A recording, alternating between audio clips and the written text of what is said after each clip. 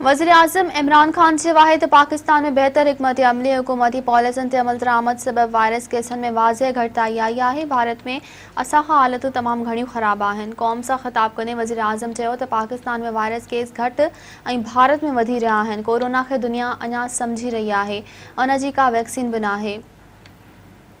अञा बि हालतूं बहितर न आहिनि। SOPs ते अमल दरामद घटि कयो वियो ऐं वायरस केसनि में इज़ाफ़ो थियो त मुल्क में लॉकडाउन करे सघिजे थो।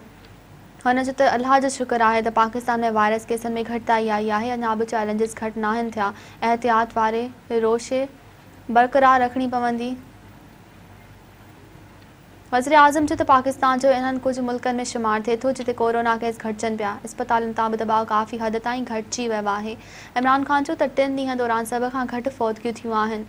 केसनि में बि नुमाया घटिताई आई आहे, पर जेकॾहिं अवाम एहतियात न कयो त ॿीहर लॉकडाउन तरफ़ वञी सघिजे थो, जंहिंसां मईशत ते बि ख़राब असर पवंदा। हुन जो त असांजे स्मार्ट लॉकडाउन वारे हिकमत अमली कामयाब रही माण्हुनि खे रोज़गार बि कराए ॾिनोसीं ऐं वबा ते बि ज़ाब्तो आणण में काफ़ी हद ताईं कामयाब वियासीं।